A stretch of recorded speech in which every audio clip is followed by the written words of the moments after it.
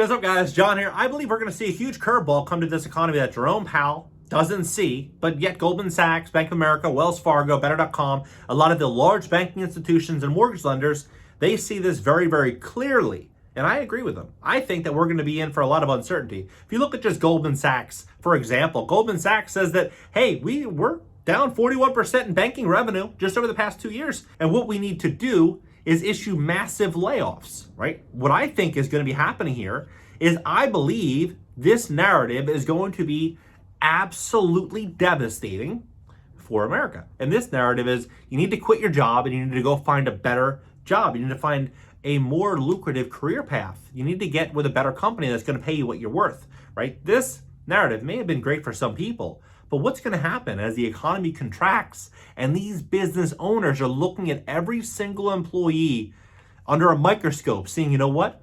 Do I need this person at this current wage? What could I hire a new employee for at this new economic environment, right? And if they're paying that employee $100,000 a year, they can find somebody else off of one of these job posting websites for 80 or 85,000. They're going to say, hey, I can save 15 or 20% by just firing this employee or renegotiating and hiring this person, right? I believe we're going to start to see a lot of wages come down.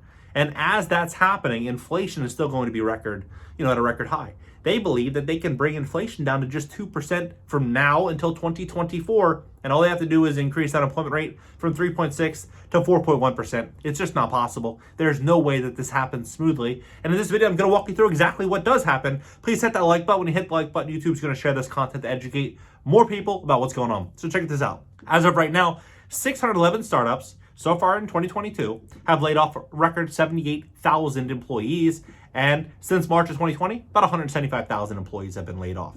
The M2 money supply, if you look at it from January 2020, and then this just launches like a rocket, they believe that they're going to be able to combat inflation and solve this entire problem just by a couple interest rate hikes. This is just not going to happen. They're saying current unemployment rate is 3.7%, and we need to go to here, November of 2021. We go there that we're going to solve all these problems. The fact that rent was optional throughout America, that's going to be solved. Student loans, everything was delayed. Payments were, optional as well. That's going to be solved. The utility bills, that problem is going to be solved. All these problems, they basically, imagine you go bowling and they put the bumpers on both sides.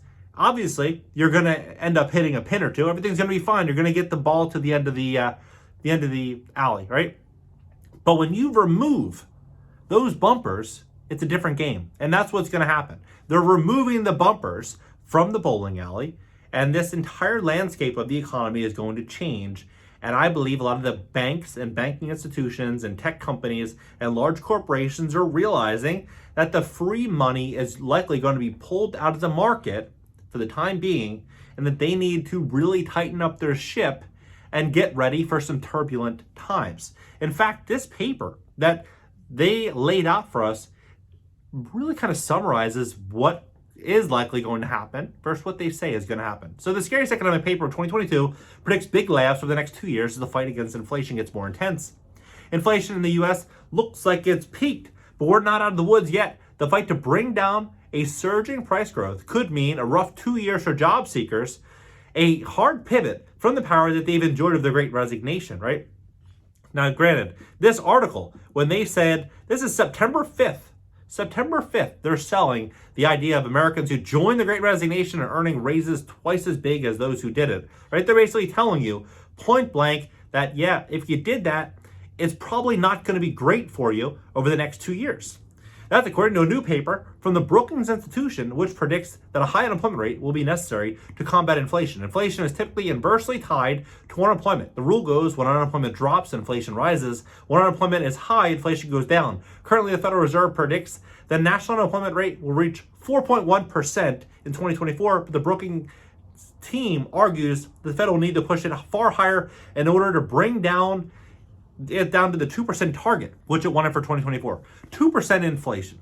Now, this number is, they use their CPI, which is the basket of goods in which they determine. So they can change this figure whenever they see fit. But when we look at your expenses, for example, you write out on a piece of paper 15 of your expenses that are fixed every single month, whether it be rent or your mortgage or insurance, car insurance, food, everything that you're adding in there, I can almost guarantee you that it's more likely than not that most of those expenses have increased double digits, not single digits. And what I believe is going to happen is that inflation is likely going to remain relatively high. And during that period, jobs are going to start to get more scarce. And as they increase interest rates, the cost to service the debt is going to get much more challenging for most Americans. So you think about it, you could have wages falling and the cost of the debt in which a lot of consumers have assumed over the last year or two is going to be crippling, right? They are saying that we find that this unemployment path returns to inflation to near the Fed's target only under optimistic assumptions. It's not optimistic, it's nearly impossible. Nearly impossible. The researchers write in a paper, under less benign assumptions about these factors, the inflation rate remains well above target unless unemployment rises by more than the Fed projects.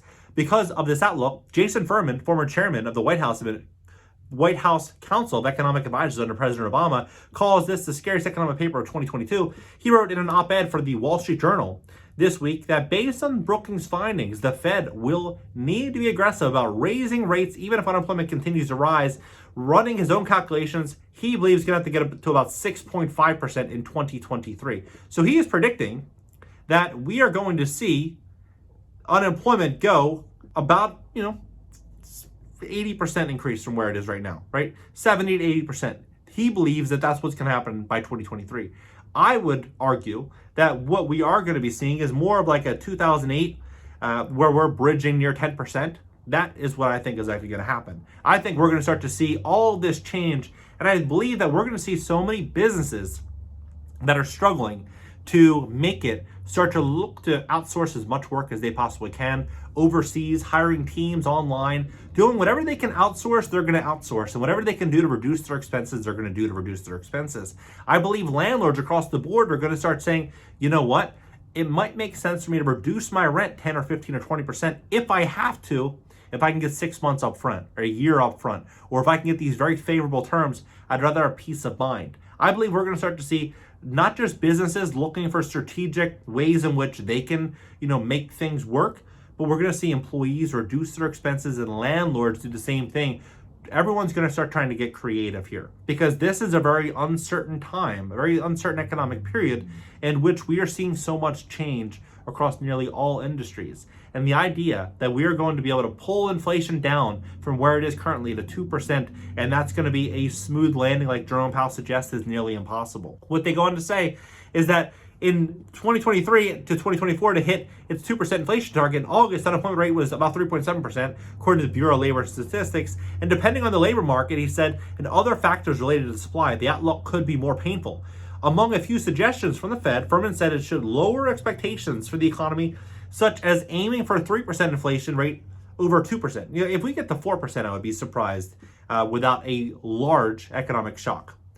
I mean, like a real 4%, not a, we're going from a 6% or 7%, which may be suggested now, to 4%. I mean, going from where things are right now to 4% is not going to happen easily.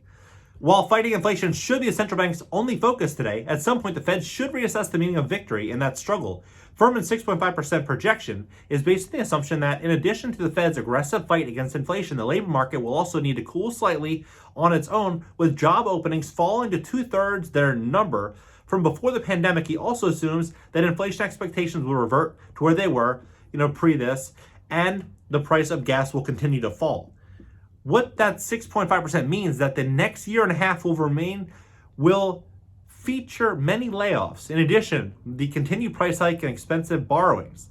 While this also has a very unique dynamic here that I think a lot of people are not anticipating. As interest rates skyrocket and get more expensive, most Americans use their home as a piggy bank. When they run into financial difficulty, they'll refinance their house, they'll take money out. But now, as interest rates are rising, that is off the table for most Americans. they are no longer going to be able to access the liquidity in their properties. So what's going to happen is you're going to have a lot of Americans that are either going to be bringing in roommates, listing their properties for rent, or selling their properties when they get pushed into a financial corner. While higher interest rates, slower growth, and slower labor market conditions will bring down inflation, they will also bring some pain to households and businesses. Jerome Powell said during the August 26 remarks, but a failure to restore price stability would mean far greater pain. Now, to reverse the trend the labor market has seen during the pandemic, insider Ben Winnick reported this month the most recent data from the Bureau of Labor Statistics shows the job openings still exceed available workers by 2 to 1, extending to a trend of extreme imbalance in the job market. In the recent post, Americans have been dealing with high inflation while seeing high wage increases, even if those increases aren't quite keeping up with inflation for most people. The next challenge will be dealing with the reverse scenario as companies look to shed employees rather than to hire them. So it's obvious. We are going to be seeing this. There's no doubt about it. Wages are going to fall. The cost to borrow debt and service debt is going to increase. This is going to change everything. So the idea that we're going to go from a 3.7% unemployment rate to 4.1%, and we're going to go from our current inflation figures at 2%, it's just not going to happen. At least that's my belief. I think we're going to be walking into a very, very big surprise in the economy, but I'm curious as to what you think. Drop your comments below, hit the like button, subscribe on my second channel, and LinkedIn, Twitter, Instagram, and TikTok up in the banner, and I'll catch you guys in the next video.